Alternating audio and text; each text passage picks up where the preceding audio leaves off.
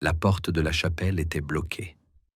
Personne n'osait l'ouvrir, bien que depuis plusieurs jours déjà, une odeur forte et épicée de décomposition s'échappait de l'intérieur, comme si un cochon avait été enfermé dans l'autel et se décomposait lentement. Le protoprêtre Bernard, seul membre du clergé à ne pas avoir pris la fuite, serrait son manche dans son poing et le pressait contre son visage en disant « Il est toujours là, il pourrit, et nous devons prier. » Mais il n'y avait plus personne pour prier. L'évêque Régnier de Motz mourut, comme le rapporte le journal du chanoine Étienne, dans la nuit du 6 juin. Il mourut subitement, dans son fauteuil, le cou enflé, la langue bleue et le menton couvert de bile. Il s'est étouffé avec du pu, nota Étienne, et le sang a bouilli dans son oreille, comme si quelqu'un respirait à l'intérieur de son crâne. La mort l'a emporté dans un accès de fièvre, dans un cri, en crachant sur la crucifixion et en laissant son testament ouvert. Le problème était qu'on ne pouvait pas toucher le corps. La noblesse laïque, les chanoines du chapitre sud et les abbés occidentaux exigea une autopsie et la confirmation du caractère naturel du décès. Mais le magistrat municipal refusa. Les rues d'Avignon étaient en proie à des rumeurs de lèpre, et les boulangers fermaient leurs boutiques si quelqu'un éternuait près de leur porte. « Nous n'avons pas besoin d'une nouvelle épidémie », déclara le chirurgien municipal Lambert, après avoir retiré sa capuche à l'hôtel de ville. Et il ajouta, en regardant le seigneur Broliard, « Qu'on le pique d'abord avec une aiguille pour s'assurer qu'il ne gonfle pas. » Le corps de l'évêque resta donc dans la chapelle. On n'alluma pas de bougie. On ne boucha pas ses narines. On ne lui banda pas la mâchoire. On l'enveloppa d'un linceul blanc et on le déposa sur une pierre froide, comme il est d'usage, mais au bout de 2 jours, ses doigts bougèrent, non pas à cause d'un miracle, mais à cause des gaz qui gonflaient son abdomen. Qu'il reste ici jusqu'à ce que la réponse de Rome arrive, insista le supérieur du monastère Saint-Julien, mais la réponse de Rome ne vint pas. Le 3e jour, le verre du vitrail au-dessus de la tête du défunt éclata sous la pression interne. Le 5e jour, les moines ont commencé à ouvrir les portes latérales pour dissiper tant bien que mal les miasmes cadavériques. Le 8e jour, des limaces grises ont rampé sur le sol en pierre. D'après le rapport du scribe, la peau du mort s'est détachée. Elle a éclaté sur les cuisses et les épaules. Ce n'est pas du sang qui s'écoulait de la plaie, mais un liquide épais, semblable à du vin vieilli pendant 40 ans. Une mouche qui s'était posée sur la langue ne pouvait plus s'en détacher. Sa patte était collée. C'est un signe.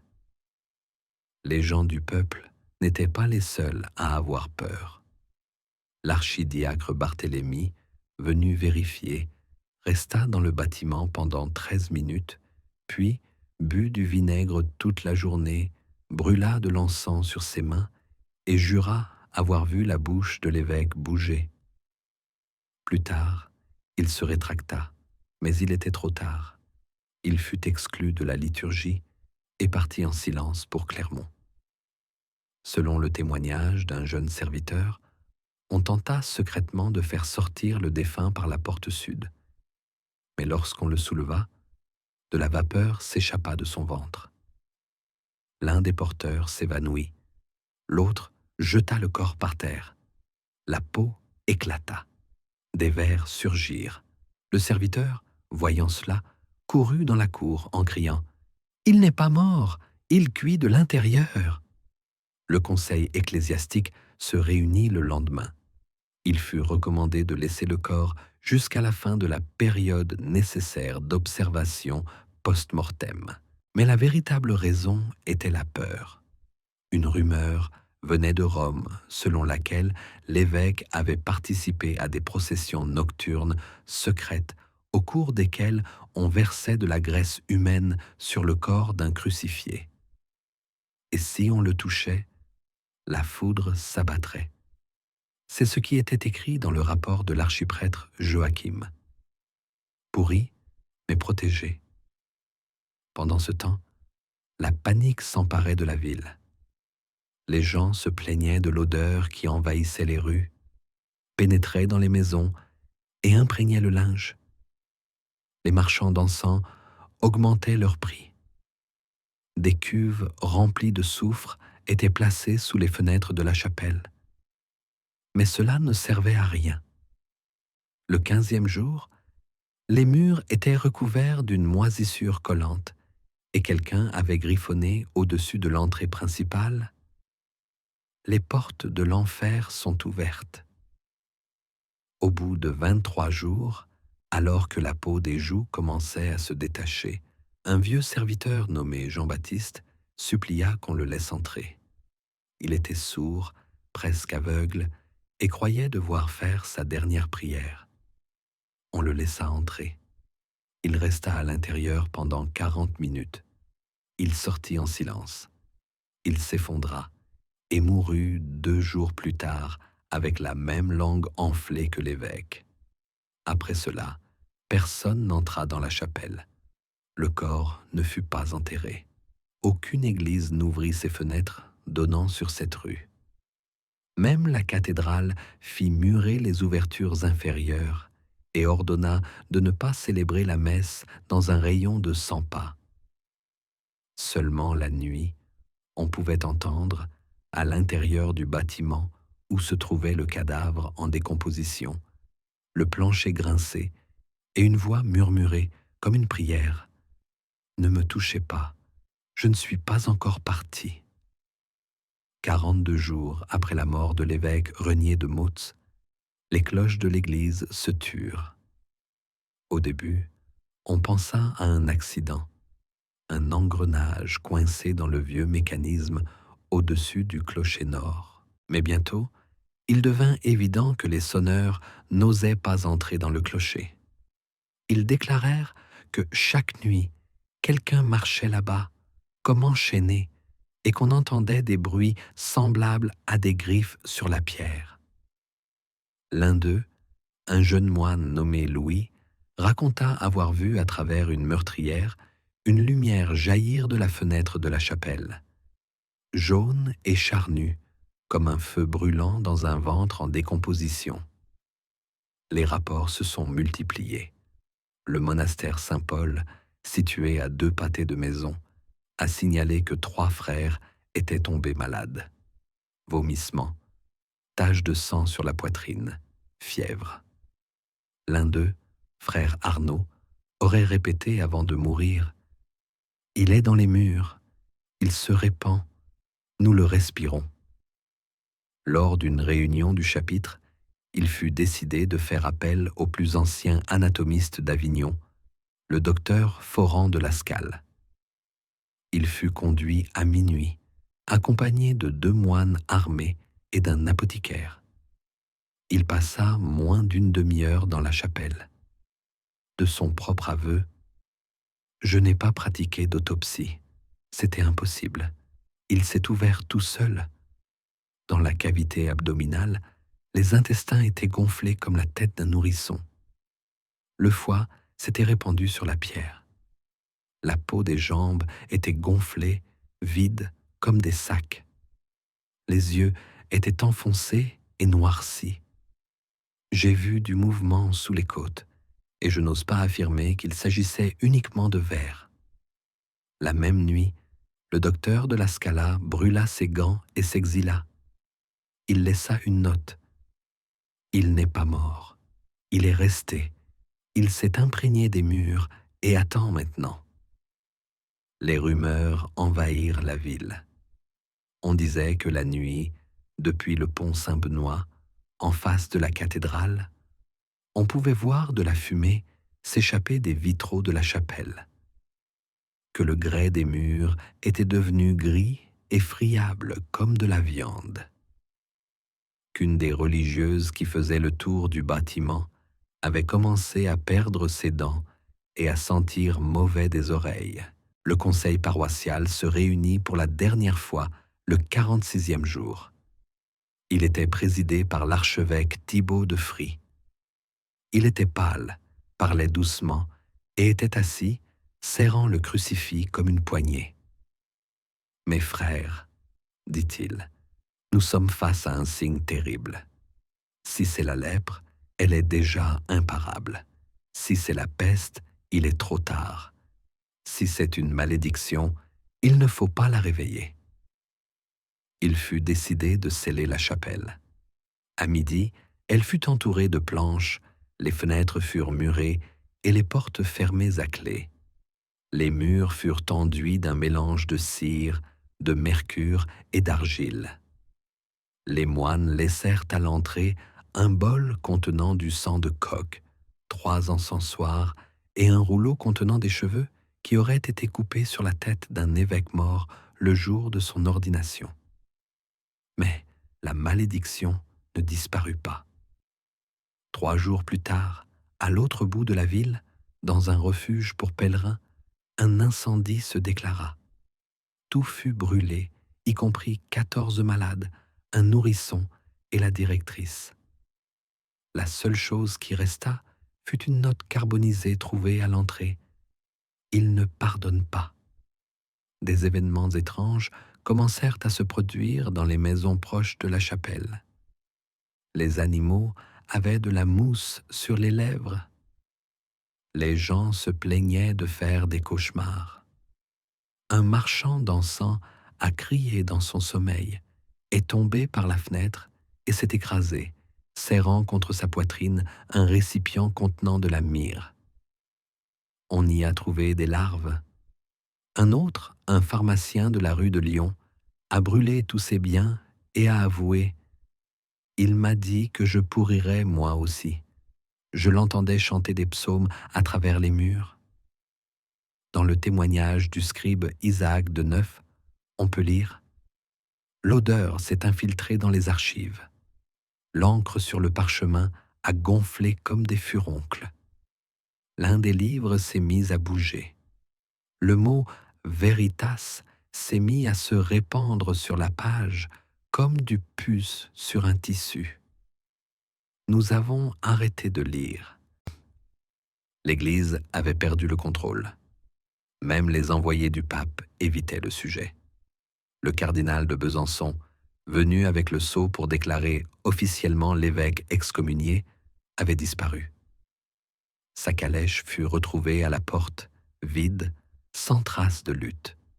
Seule une trace exclamative dans la poussière, comme si quelqu'un avait jeté un dernier regard en arrière et ne s'était plus retourné. Le peuple commença à craindre le mot « évêque ». On apprenait aux enfants à ne pas prononcer le nom de Renier. Les processions contournaient le quartier.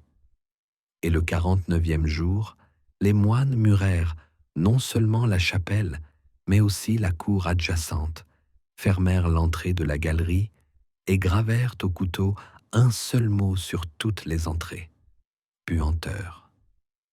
La ville s'est tue.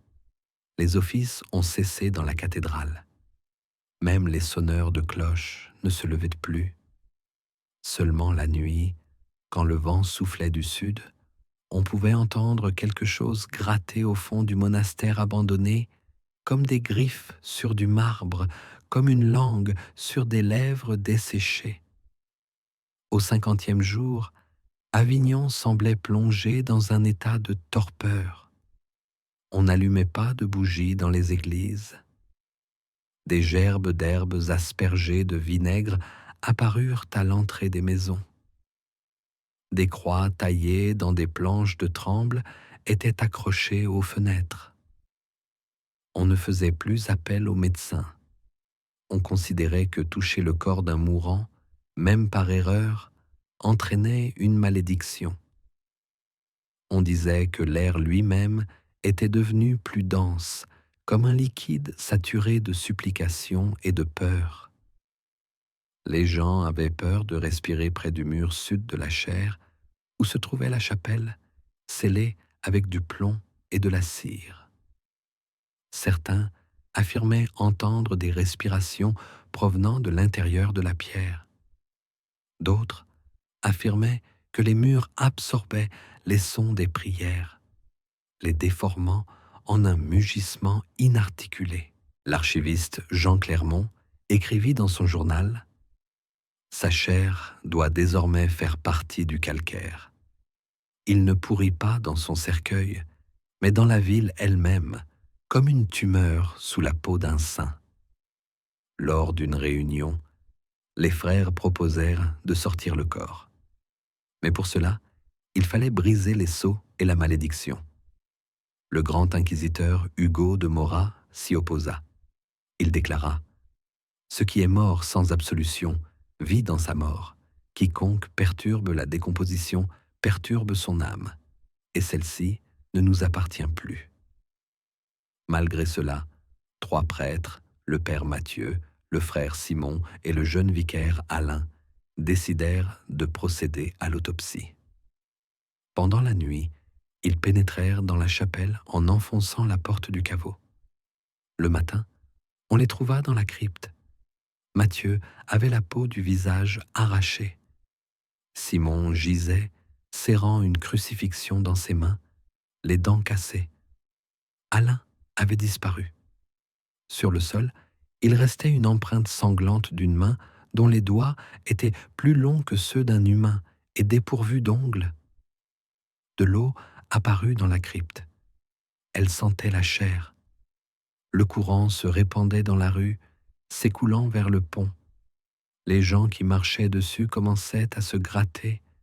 Certains avaient les pieds enflés.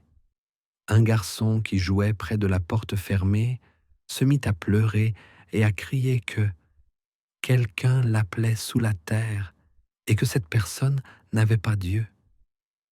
Dans son journal, le pharmacien Daniel Montford nota ce jour-là « L'ombre de la cathédrale est devenue plus sombre. J'ai comparé.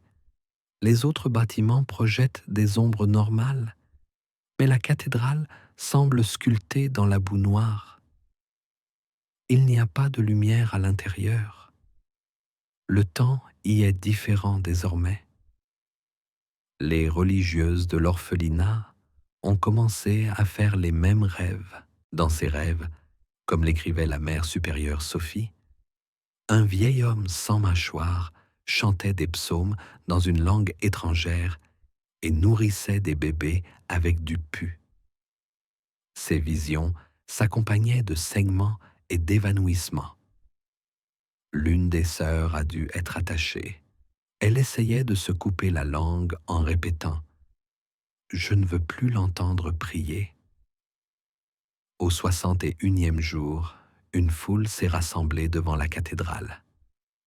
Certains avaient apporté des barils d'huile, d'autres des torches.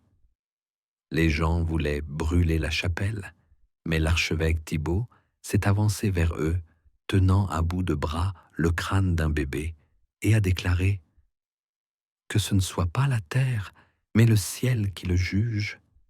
Nous n'avons pas le droit d'interférer avec la mort si la mort ne s'en va pas. » Ils se sont mis à crier, mais le feu n'a jamais été allumé. Le soir même, tous les oiseaux moururent dans la ville. Les vents apportèrent une odeur douceâtre. Elle ne venait pas de l'intérieur, mais semblait sortir de terre, des fondations même de la cathédrale. La pierre se fissura. Les murs s'affaissèrent. Une tache apparut sur la façade, ressemblant à la silhouette d'une tête sans bouche, mais avec des orbites vides. Quelqu'un l'aspergea de vin, et elle se mit à siffler. Les serviteurs cessèrent de monter au clocher. Les clés avaient été jetées dans la rivière. Sur les portes de la cathédrale, quelqu'un avait écrit avec du sang « C'est lui le saint. On ne doit pas le toucher, mais on ne doit pas le laisser non plus. » La ville attendait. Le silence régnait dans les maisons. Les gens ne sortaient plus la nuit. Seuls des moines encapuchonnés, la tête couverte de cendres, parcouraient les rues, portant des lampes allumées, mais sans prier, comptant silencieusement leurs pas. L'évêque était mort, mais il restait. Comme un poison dans le sang de la ville, comme une douleur dans un corps qui n'a plus besoin de tête. 7 semaines après la mort de l'évêque, la cathédrale fut officiellement fermée. L'ordre fut signé par le pontife lui-même, qui se trouvait à Avignon sous la protection des chevaliers du Saint-Sépulcre. Le texte, qui n'était pas lu à haute voix, disait « L'Église cesse d'être un lieu de prière si la chair, séparée du ciel, s'y est installée. » Ce n'était pas simplement un acte d'aliénation des objets sacrés, c'était la reconnaissance que la puanteur avait dépassé les limites du physique, que désormais le presbytère n'était plus un temple, mais un récipient. Dans la cave, le jus cadavérique continuait de suinter. Les dalles de pierre près de l'autel étaient noircies et de minuscules champignons blancs apparaissaient sur les bords.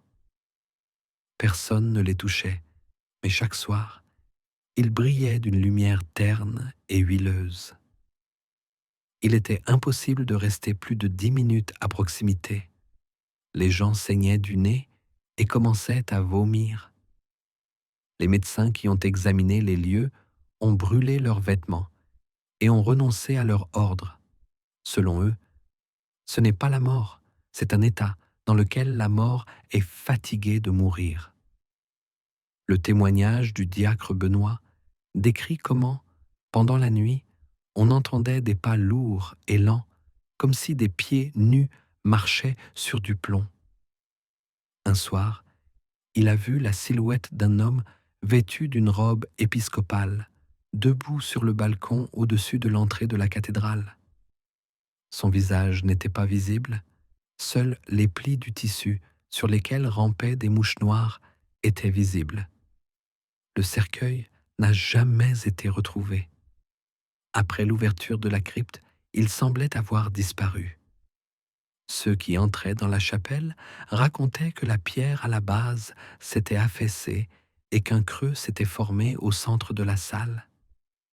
En dessous, il n'y avait que le vide, d'où provenait un grondement. Les descriptions variaient. Certains entendaient des chants, d'autres des cris, mais tous s'accordaient sur un point. Un froid glacial émanait de ce trou, comme de la bouche d'un mourant. La ville commença à mourir. Les maisons se vidèrent. Les gens partaient. Les prêtres passaient sous silence ce qui s'était passé. Dans leurs sermons, ils ne mentionnaient pas le nom de l'évêque. Son portrait fut brûlé. Les archives de sa consécration furent détruites. Il ne restait plus qu'une pierre sur le mur avec l'inscription « Celui qui est resté n'appartient pas aux vivants ». Le 60e jour, un garçon, fils d'un meunier, entra dans la cathédrale. On le trouva dans la chapelle, assis près d'un trou noir. Il répétait sans cesse « Il parle de l'intérieur, il prie à l'envers, il m'appelle dans son ventre ». L'enfant devint bientôt aveugle, sa langue noircit et tomba. Il mourut 3 jours plus tard. Les autorités municipales décidèrent de murer la cathédrale. Tout ce qui se trouvait à l'intérieur fut laissé sur place. Les autels, les livres et les reliquaires. Les maçons ne se firent pas baptiser. Une dalle de marbre sans inscription fut posée à l'entrée. Elle devait boucher le trou. Une semaine plus tard, elle se fissura. L'odeur réapparut. Plus tard, dans les chroniques du monastère de Sainte-Justine, on trouve cette mention. Le chagrin n'est pas qu'il n'ait pas été enterré. Le chagrin est qu'il n'ait pas voulu être enterré. Car alors, sa chair aurait cessé d'être partie intégrante du sacrement et il serait devenu poussière comme tout le monde. Mais il a choisi la voie de la souillure, être un corps qui résiste à la décomposition, comme le pain qui rejette la moisissure, mais qui absorbe la voix de la colère. La rumeur s'est répandue bien au-delà d'Avignon. Les ambassadeurs de Naples ont exigé que tout le bâtiment soit brûlé. Une délégation venue de Rome apporta une icône pour purifier l'air. Les habitants ne leur ouvrirent pas la porte. Le dernier témoin rapporta que les murs de la cathédrale bougeaient à la pleine lune. Une nuit, selon lui, un seul coup retentit dans le clocher mort. Puis, plus rien. Des années plus tard, la chair s'est effondrée. À sa place, il ne restait qu'un espace vide et recouvert de pierres. Aucun prêtre n'y a célébré la messe. Aucun oiseau ne s'est posé sur l'ancienne croix. Les gens murmuraient « L'odeur est restée, mais maintenant, elle est en nous. »